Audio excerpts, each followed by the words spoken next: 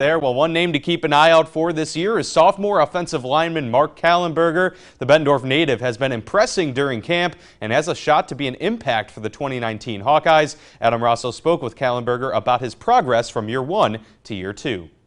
This offseason, kind of your focus, both training-wise and obviously now you've been getting back into camp.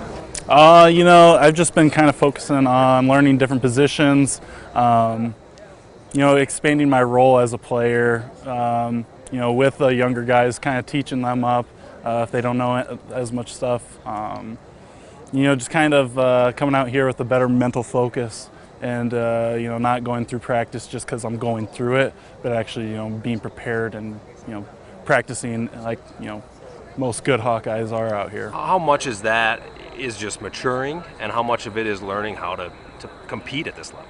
I think it's both, honestly, because the maturing wise is, you're in high school, you can practice well because you are the best player on your team. But out here, it's different because there's so much competition, and there's going to be competition every single day. So you got to mature and grow up a little bit to practice well.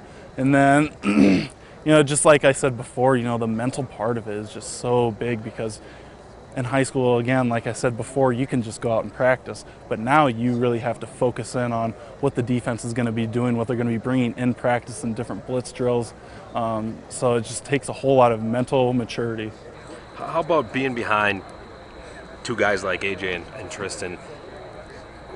How does that help you? How does it hinder you? How does it kind of motivate you knowing you're one snap away from being in there, but also you got two really good players in front of you that you maybe can learn something from? I don't really think of it as it's hindering me. I more think of it as it's a great opportunity to learn. Tristan, obviously, he's the same age as me.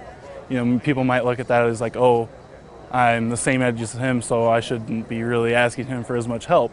But really, Tristan has seen more, he's done more, and he's been, I sit next to him in meetings, and he's been great help, just me and him talking during film sessions, get better outlook on what's going on and what I should do.